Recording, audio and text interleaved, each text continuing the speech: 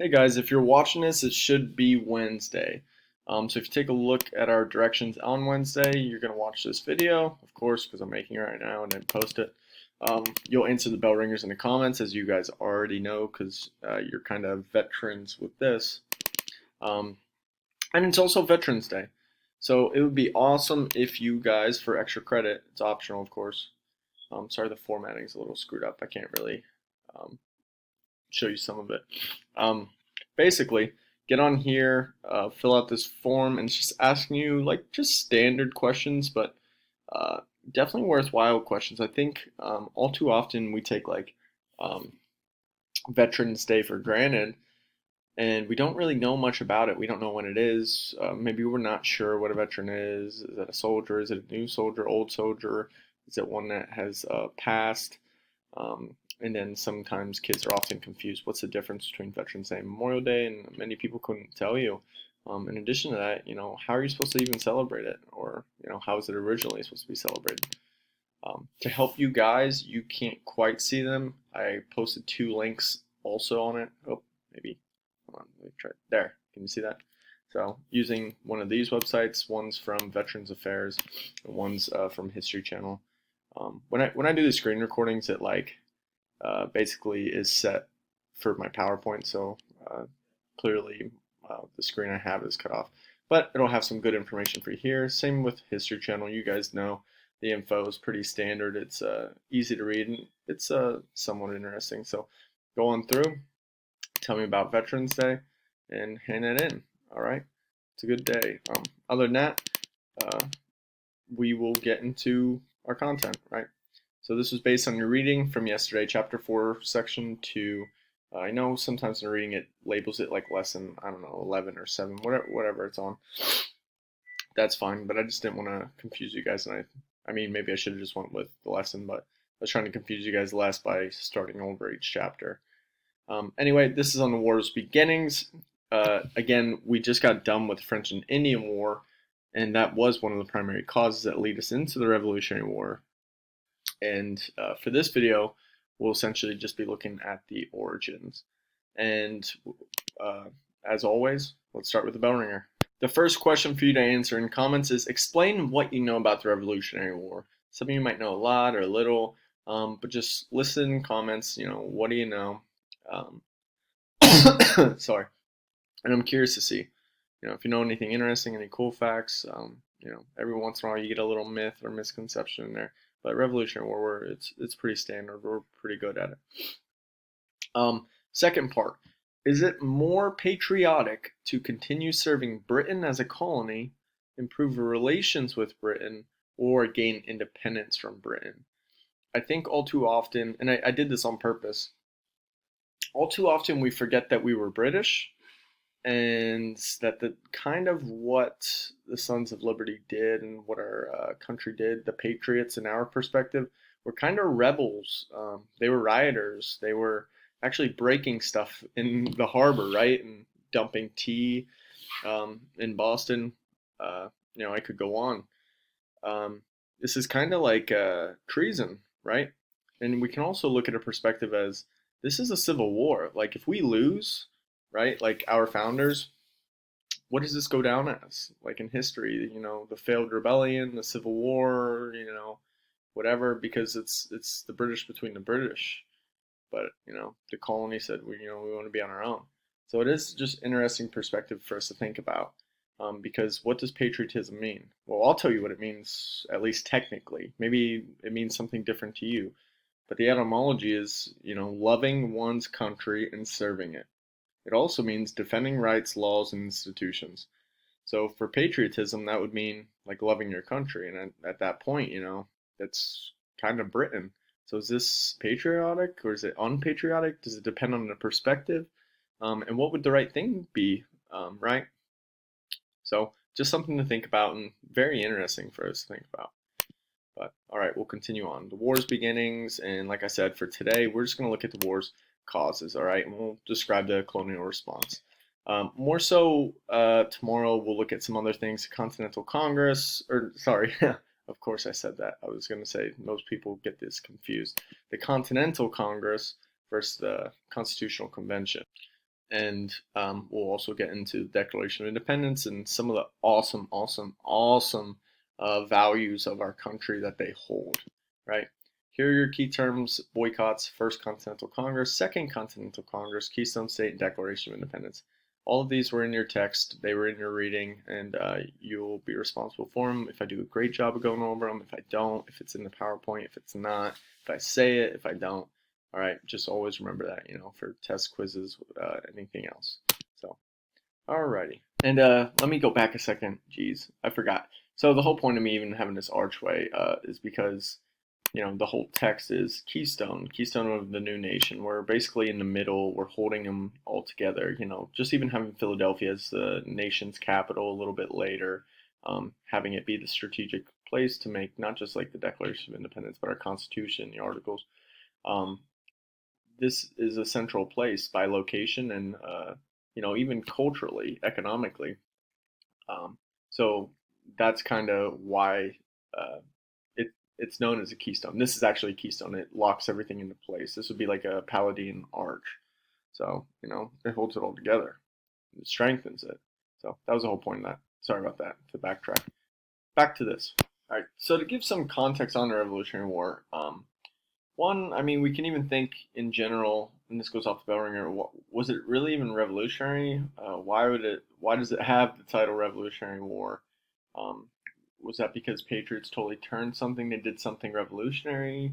Um, were there other revolutions? Well, the answer is yes. Like other people have done this. The U.S., as we know, it wasn't the first. You have the Swiss, you have the Dutch, but it still is remarkable. It still is an awesome story as well. But it is kind of like a rebellion, like I said before. It is kind of a civil war, right?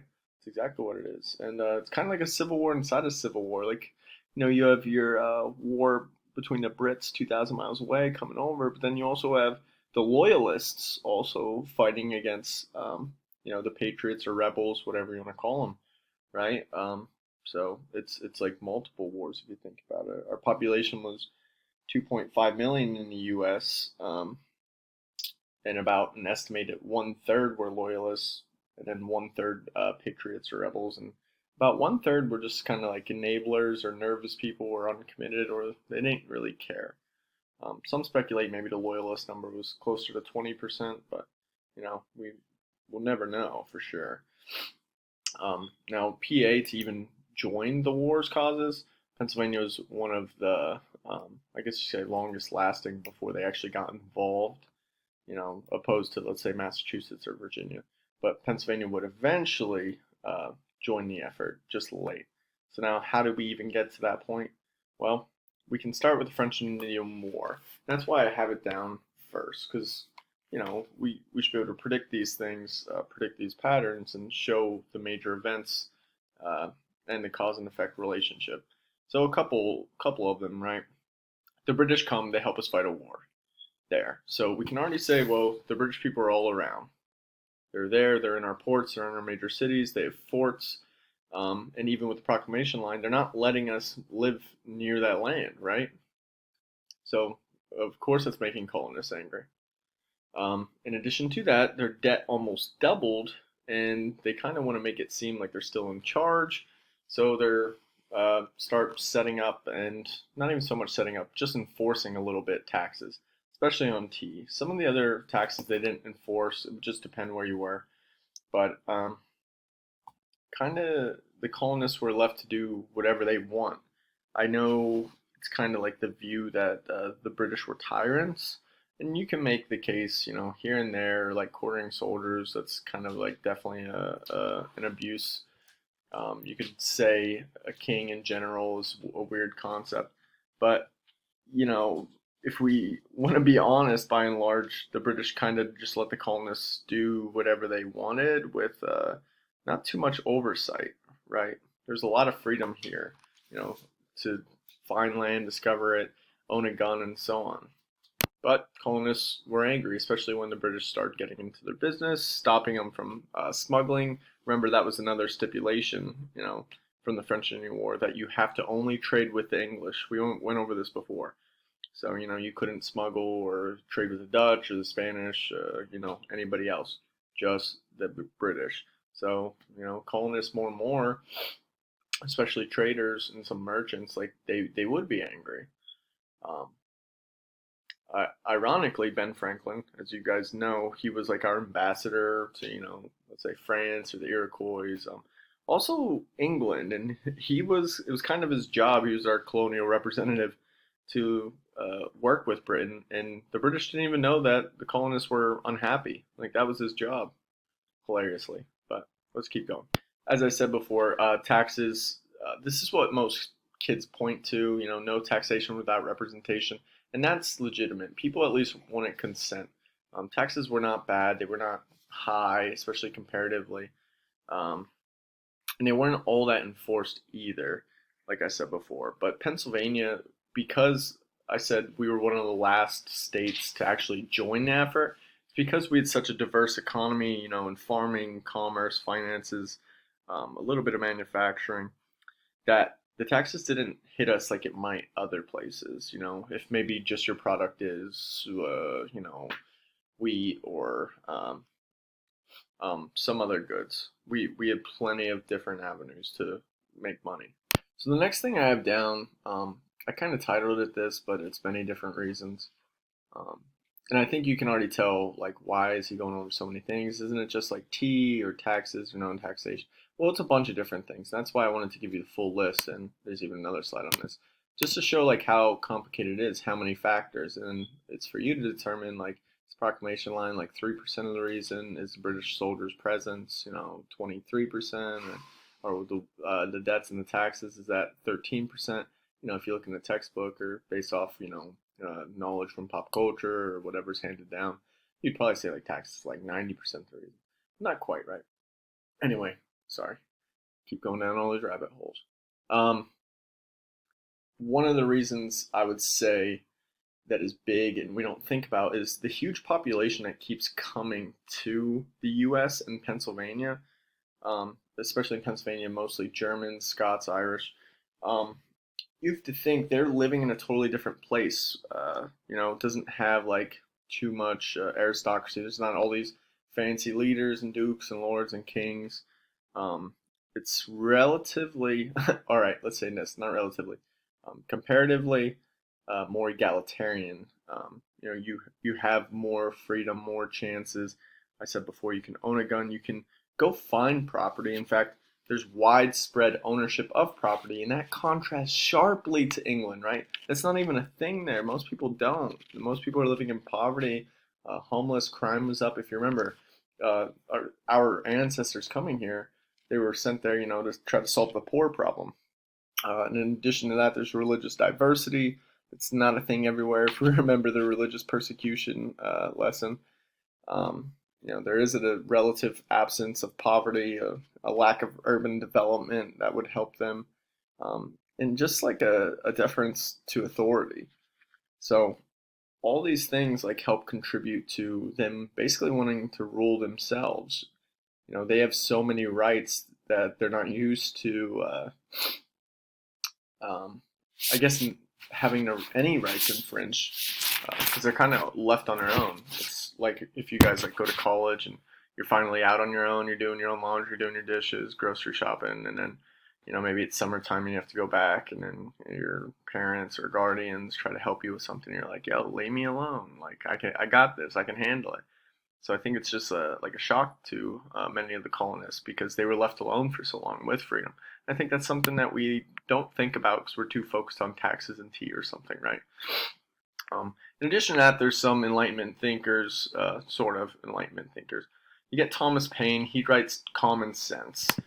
There's a bunch of good points in his pamphlets and his readings, what he puts out to people in coffee shops and bars, town meetings, town squares. They would have all this information.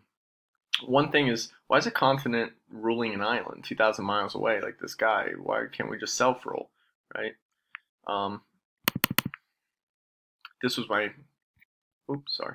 This is my other point I made before, their colonial freedom was finally challenged because before that they're kind of left on their own. And another one that is legit, even in Philadelphia, no taxation without representation. They actually want a say in what goes on, what they are. They want to actually give consent. Right. So look at this one as well. I'll try to get through this a little quicker. So one of the other things that most people or most kids would say were the British laws and the British taxes. And we can start, as we already went over before, the proclamation line. Remember, after the French and Indian War, here's where all the British forts are, or, taking over the French forts, saying that, stop fighting with the Lenape, or stop fighting with who, the natives pushed into like the Ohio area. It's very costly. It sucks. It was hard. It took a long time. They're good at war. We don't want to do that anymore. So stay here. So, colonists are like, what? We just fought for that land. So we can start there.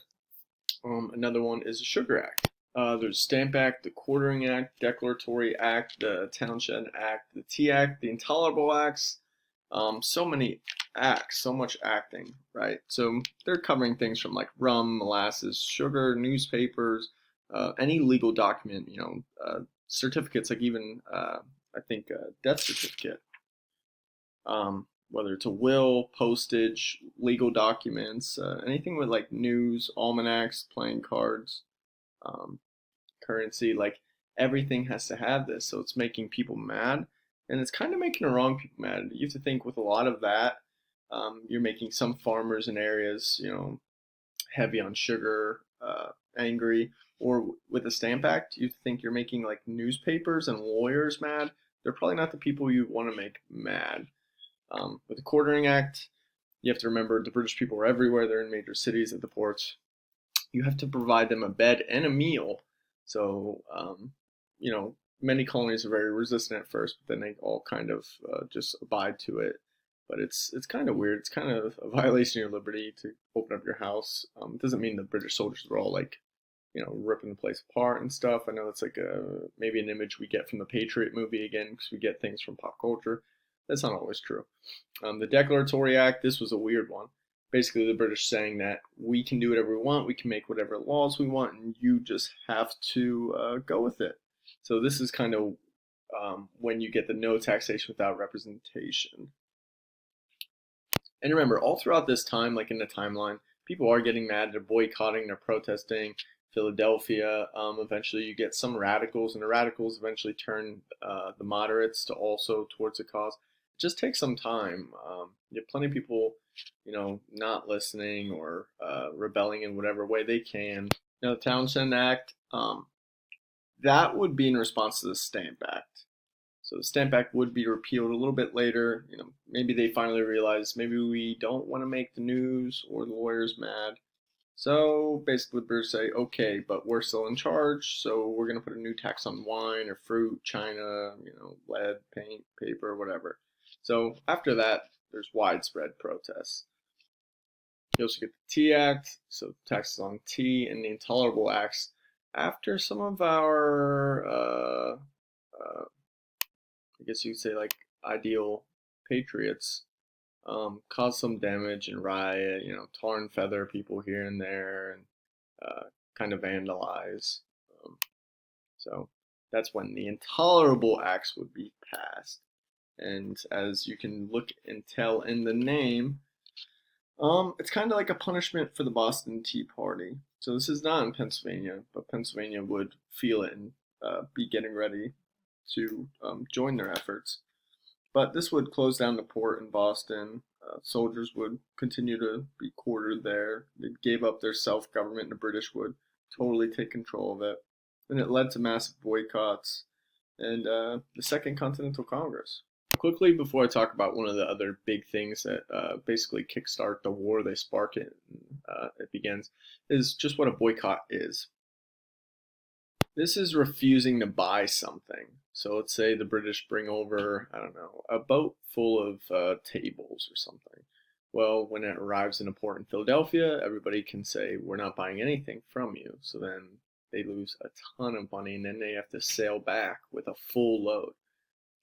That's not good. People lose a lot of money. Boycotts, we use them even in the 1960s. You'd say people still boycott today. So very effective. Now the last point I have down are just the Boston conflicts. I think this is another big cause we have to think about, because this is just the preliminary violence, right? Right before it starts officially. You get the Boston protests, right? The Tea Act. You get the Boston Massacre, one of the least massacres in the history of massacres, and that's on purpose, right? I'm going to show you a picture and go over that in a second. You get the Tea Act, which leads to the Boston Tea Party. Again, I'm going to show you an image and go over that quickly. And then the armed conflict at Lexington and Concord. This would kind of be like the final nail in the coffin, and then, hey, here we go, war started, let's do it. Now, this is a famous image of the Boston Massacre. In John Green's words, it was not a giant massacre, but definitely the worst outcome of a snowball fight in U.S. history. This is from the Library of Congress in 1770, and it's an engraving from Paul Revere. Well, sort of. It actually comes from a young Boston artist, Henry Pelham, I believe that is.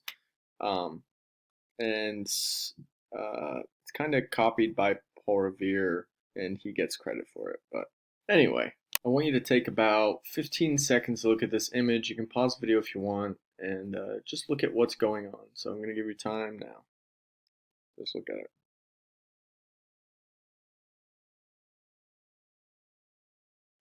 So what you might see is an angry general ordering his men to shoot him. It's a nice blue, sunny day out, and they look very menacing. Now the truth is a little bit different. For instance, there's a moon right there, if you can tell. This is actually at nighttime. There's actually snow and ice on the ground. Most of these soldiers were horrified, and they're actually very young. You can also notice this first guy, who would have actually been Crispus Attucks, was actually a black man. On this cold winter night, the story goes that there was a guy in the crowd poking one of them in the chest, and they got into an argument, and he said, "Show respect," and I guess he kept being pushy, so the guy hit him in the head with the gun. After that, a giant crowd grew, maybe 200, maybe 300 people all around them, all around some of these like being teenage boys. And they felt threatened. They're being spat on, cursed. They're hitting them with snow, with ice, with rocks, with bricks, whatever they can get their hand on, cursing at them, harassing them, telling them to fire, go ahead, do it. Maybe not verbatim that, but eventually one of the guys gets hit in the head with something hard, maybe a brick or something of that sort, falls to the ground, gets back up, and then says, well, I can't say what he said apparently, but he basically says something along the lines of, darn you, but not that, fire. And he fired into the crowd. There's a pause, and then his other soldiers with him started firing as well. After that, the crowd actually gets bigger. It gets a lot bigger. More and more people are coming. And the governor actually has to come out on a balcony to stop this. He says that we'll have to go and have an investigation. So they do, and there was 9 people convicted. 2 were sentenced, and they basically got branded with a letter M on their thumb for murder. Everybody else is not punished, and this is outrageous for the people in Boston. Let's move a little further. Again, Boston being like, or let's say like Massachusetts, the New England area, it's being like a hot spot for basically starting the war. You can make a good argument that the Revolutionary War was definitely not about taxes. It's part of it, but you have to say that the Boston Tea Party was about taxes. These taxes on the tea, kind of like sugar, didn't actually lead to anything crazy like in prices. Like tea or sugar didn't like go up. In fact, like with the Sugar Act, taxes were cut from 6 cents per gallon on imports to 3 cents. So that's actually cut it in half. Very similar with the tea, for instance. The tea tax actually gave rebates and tax exemptions to the British East India Company. So they actually could sell tea very, very cheap. And they did. It drove prices down. So why were they so mad that they dressed up like Indians to go dump the equivalent of $4 million into the harbor? Well, some might have been mad that it cut profits, of smugglers, maybe. Or maybe just getting mad by principle. For instance, why are you still taxing us? Why are you here? Why are you collecting these taxes now? Couldn't you just put a tax on and just stay 2,000 miles away and then we'll just never pay it? And many thought it was a slippery slope, that they're going to just keep taxing stuff, that it's basically them putting their thumb on things saying we're in charge. And we didn't like that. So you get these rebels or rioters or looters that, waste $4 million in product, dump it into the harbor. They dress up like Indians, not to like make fun of them or anything, but kind of to pay like homage to it. Yeah, it seemed to them as an appropriate symbol of liberty, right? And I've got one more image for you guys to take a look at, and I'll give you again 10 seconds to take a look at this from the Library of Congress in 1774. And this would appear in London Magazine. So go ahead. I always love looking at old images, engravings, illustrations, to just show how people's pop culture then would depict themselves, each other, and what it says about the people at the time. Okay, so this actually shows Lord North, the Prime Minister of Britain, and the architect of the so-called Intolerable Acts, pushing those acts down the throat of a woman identified in the caption as America. So this is America, and they're forcing these taxes, these laws, whatever. They're forcing tyranny onto America. This is supposed to be, Lady America.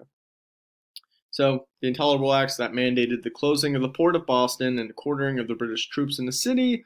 In response to the Intolerable Acts, the First Continental Congress convened and passed a resolution to boycott all goods from Great Britain and the West Indies. So this is what they're doing in Philadelphia in response to this and this, right?